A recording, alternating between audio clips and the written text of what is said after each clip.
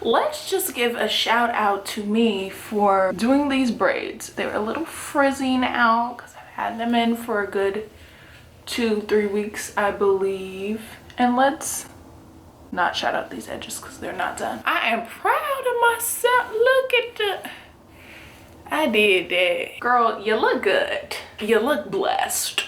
Hey, you guys. This is your girl, Disparate Amelia, back again with another 50 haul. I hope you all are having a blessed week and have found multiple things to be grateful for.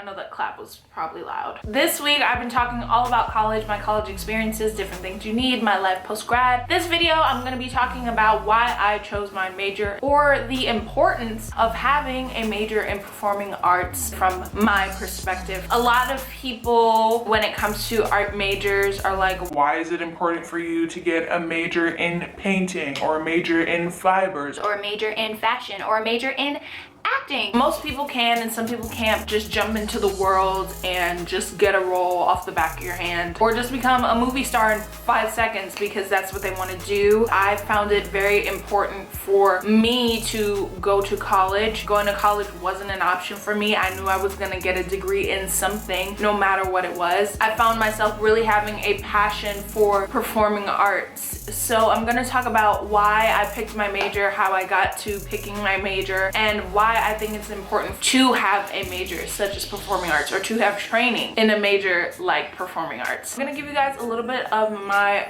backstory. I wrote down a timeline of how I came about loving the arts, why I specifically chose my major. I've always had a big interest in the arts. I guess it kind of started with singing, not necessarily acting. I love to sing. I was in show choir.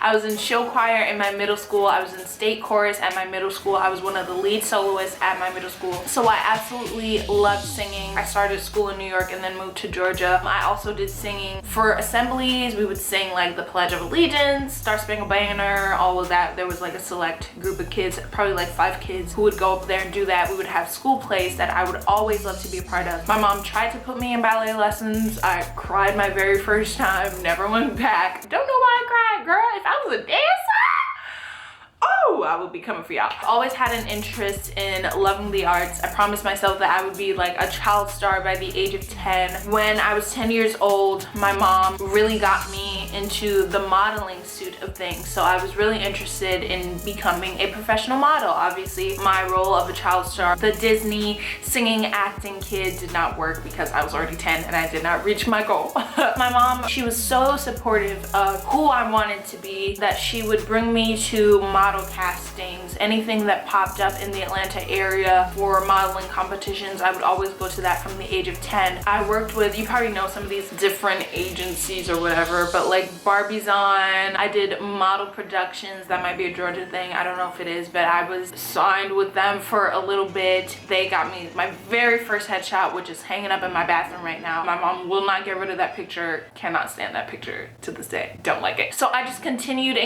to do modeling. Like I said, I did all this choral stuff in middle school. I was very into music. I would be writing songs from left to right. I wrote my first song when I was about 10 years old. I have notebooks full from that time period in my life where I would just be writing songs based off things that I could relate to. When I was choosing a high school, because of the area I was in, I had very slim pickings on what I wanted to be. I did apply for DECA, if you know what that is. I think it's like, what does DECA stand for? It's the art school in the area that I am in DeKalb County, DeKalb School of the Arts, whatever it's called. I did not get in. At that time, I was sight reading like a monster, okay? I knew everything about sight reading like a monster, sang for my life, did not get into that school. The next option for me was to go to a magnet school. I went to Arabian Mountain High School, which was strictly science, engineering based, but you could pick specific pathways in which you wanted to have your your career. Let me see the pathways. I don't know if this is what it was called at the time, but it was STEM based. There was horticulture, there was a business pathway, there was an engineering pathway, a culinary arts pathway. Oh, and I think there was like a nursing pathway or something like that in my school too, something like that, because we did have like nursing classes. But at the time I was also very into culinary arts. Like I would be whipping it up like crazy. So I chose the culinary pathway because I really thought if I wasn't gonna be a model or whatever, I was gonna be a chef.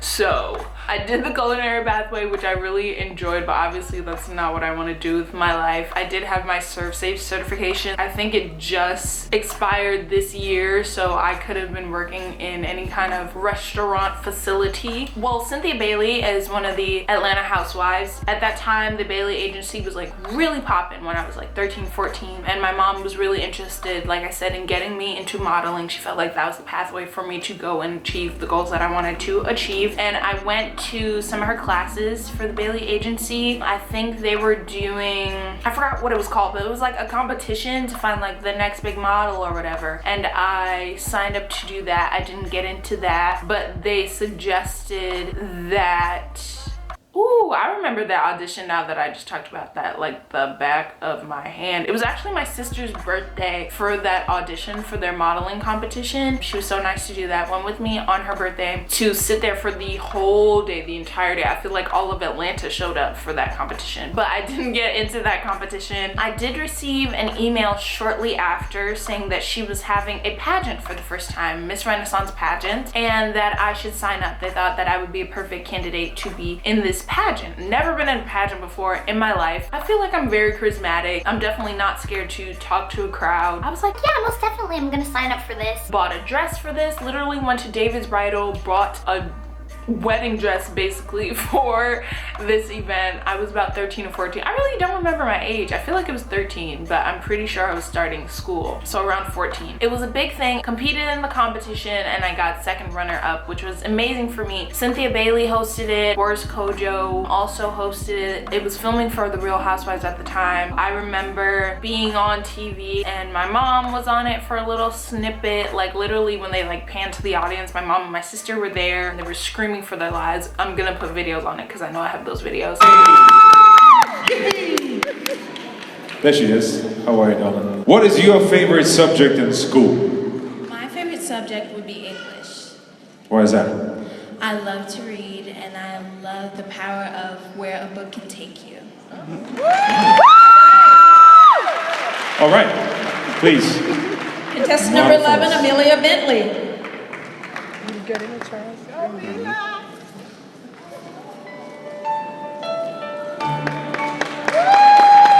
ahead, honey.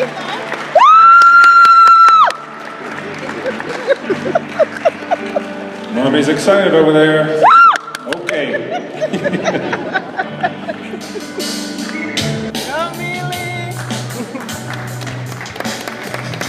Give it up for Amelia Bentley, everybody. In the next division, our young Miss, thank you. Young Miss Dominique Charles.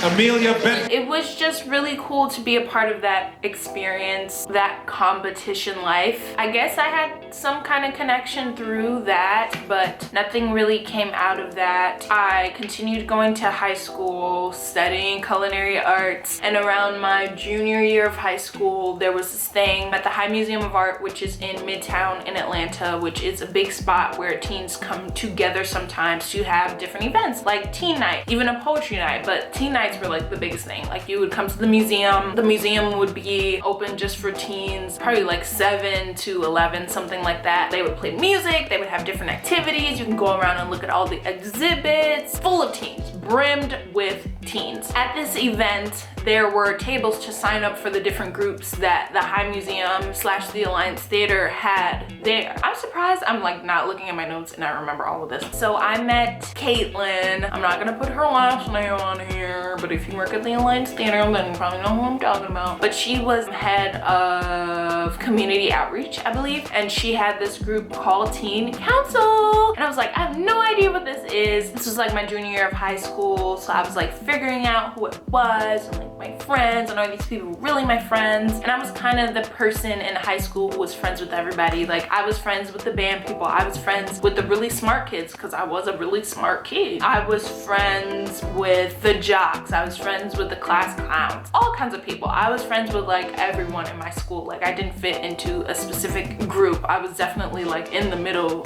of the mix. I remember going to this event by myself, just really examining the people around me, like looking around like, oh, this is youth and the culture now. Like this is the things that people do. I went to this booth that was doing teen council and I signed up for an interview. I got in. Teen council, I can honestly say, changed my life. Was that an emotion I felt?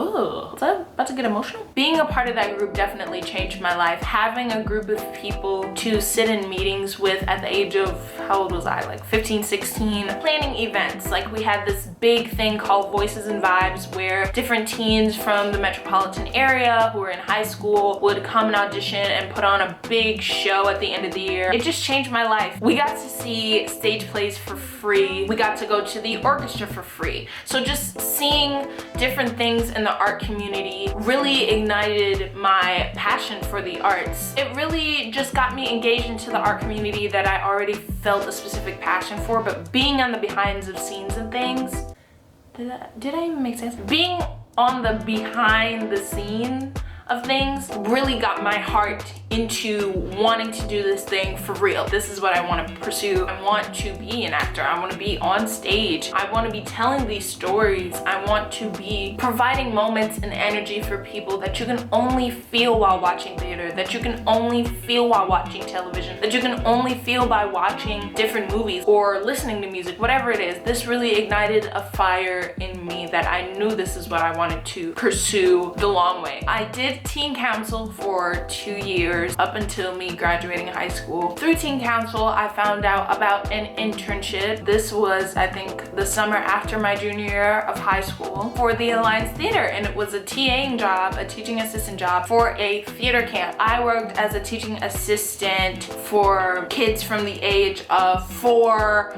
up until like 13, something like that. I didn't work with the high school kids. I worked with kids of all different ranges, all different grades. It was so fun. It was such a fun summer. Through that experience, my boss actually recently graduated from SCAD, like was fresh out of SCAD. I had no idea what SCAD was. She was definitely telling me about it to go and visit the school, see it with my own eyes. She was telling me about her major. She majored in performing arts. And at that point in my life, the only real schools I knew that were doing things pertaining to entertainment industry was Berkeley, which I was very interested in doing because, like I said, I really loved music. Fordham University, which was like one of my dream schools in New York. Juilliard, of course, and NYU. Those are the schools that I was looking at in terms of performing arts. So when she mentioned SCAD, I was just like, what is this school that she's talking about? I went back to start my senior year after that internship, and I visited SCAD, and when I tell you, I went and I fell absolutely in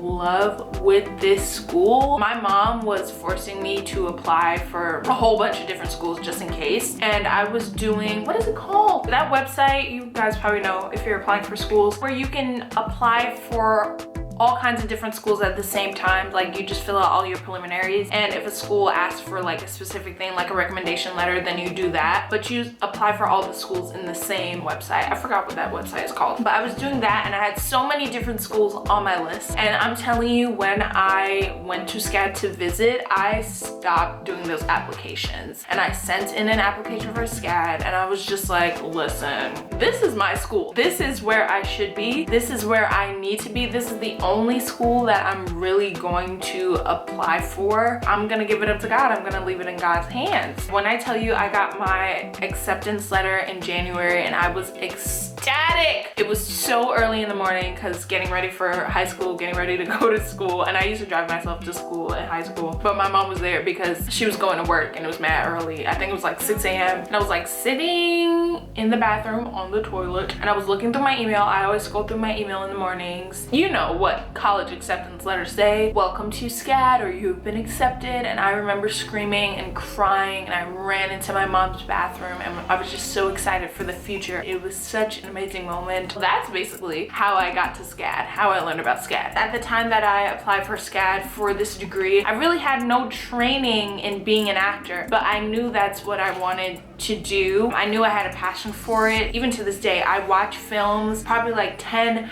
15 times. Like, I'm not a person who just sees a movie and it's like, oh, that's great, I don't want to see it ever again. If I really enjoy that film, I'm gonna buy the DVD and I'm gonna watch it like 15,000 times, to the point where I know when this character is gonna do something. I know when the song is coming up. I know all the lyrics to the song. I know every word that my favorite character is going to say. That's how I prepared myself as an actor. I had no training whatsoever in acting, never been in a play. Well, past like elementary school, never been on stage doing things, never, besides the small things I was doing with modeling, worked on camera. I decided to take this leap because it was something that I was very passionate in, and I knew with all my determination that I was going to do it full force. That same boss that was my boss for TAing position, who taught me about SCAD, I asked her to do my headshots. And girl, if you watch this, I'm not coming for you, but I'm just saying the facts. I think this was still my freshman year and I really felt like I needed some headshots, and she does amazing headshots. And she was just asking me about school and the different things that I've been in. She was like, what plays have you been in? And I was like, I've never been in a play, but I'm really excited to start this journey, this career. She was like, how do you think you're gonna do a performing arts career if you've never been in a play, or if you've never had real acting experience? and I was just like, Ooh, girl, you might be right. but at the same time, I was just like, I know I'm passionate about this. I know I can do this. This has been in my soul. I've never had the opportunity to because it wasn't put forth for me. And it's not like I haven't been trying. I applied to these schools and they didn't get me in, or I tried to do modeling and it didn't necessarily turn out in my favor, but I knew this is something I wanted to do. So when I went into SCAD, I went in having an open mind. I went in knowing that I was ready to do whatever I needed to do to be on stage. I was terrified. Yeah, that's how I got into acting, basically how I got into performing arts, my backstory on why I chose my major. Now, why it's important to me, obviously because I didn't have the background and the training in acting to just start. Yeah, like I couldn't just start auditioning because I had no idea what I was doing. I had a natural attachment to acting. When I see lines, I rehearse them so quickly. Now when I hear things, I retain it, and it's kind of like music. Even though I read music, I was really good at learning things by ear. Like as soon as I would hear something, I would retain it and sing it back. It's just like the same thing with acting. As soon as I say something, I retain it. That's how I rehearse my lines, by saying them out loud sometimes. I obviously didn't have the training to match with the skill and the passion that I had to act, and I felt like it was very important for me to have an educational experience where I would learn more about the industry. I would practice acting, where I would be around people who had different experiences than me, who have been through more than me when it came to acting, who know more than me when it came to acting, and learn from those people, have those kind of peers in my life. I definitely needed the college environment because I was so not in a high school mindset. When I was in high school, I was just like, this is so temporary. Like, I'm not gonna see y'all. Just, you know, give me a year or so. Let me get into college and show y'all what I can do. Like, I knew that high school, what I was doing in high school was not gonna be my life. And I was ready to prove to myself that my passions are true. So I honestly really believed in myself, and I really believed that God was going to carry me through for something that He bestowed in my heart. I really had faith that this was something that I was supposed to do, and I thank God for having parents who really understood why I wanted to do something, and they were really supportive in every decision that I made, because I've been saying things like this since I was little. But to, you know, actually pursue college and to pay for an education in something that I really wanted to do was a big choice for me, and I really struggled with it because acting is not always a guarantee in money. It's not always a guarantee in success. Even if you are good, even if you are skilled, even if you are talented, I really took a chance in making this my major and making this something that I would pursue, and I really am determined to make it my story, make it a success, to make it in the industry to make it as a successful actor? Yes, I believe I answered the question, and I hope I answered the question of why I chose this as my major and why it's important to me. Like I've said in previous videos for this week, I don't regret anything that I've done. I don't regret making the choices that I have to get me where I am right now, and I'm willing and working and dedicated to making the best out of my life after school. That's where I am right now. That's really my story of how I picked my major. You know how people say you just feel this is the person that you're going to fall in love with. I have so much passion for this thing that I feel like this is what I was called on this earth to do, to create stories, to make stories, to represent stories in the best of my abilities, to tell stories in the best of my ability. This is what I'm going to do. I'm going to put my all into it. I'm going to work hard for it because I honestly don't see myself doing anything else. I don't. Like my mom asked me the other day what my backup plan was. I was like, sis, I don't need a backup plan. I'm gonna make it. Some people might say that's dangerous, but that's honestly how much faith I have in my goals, in my dreams, in, you know, what I want as my career, honestly. That was my story. I hope you guys enjoyed. Thank you all so much for watching my kind of slight version of a story time. Please leave any questions you have in the comment box below. I'm trying to talk over this mower. Please leave any questions you have in the comment box below. Please remember to comment, like, share, and subscribe to this channel. I love you all so much, and I'll see you next time. Bye.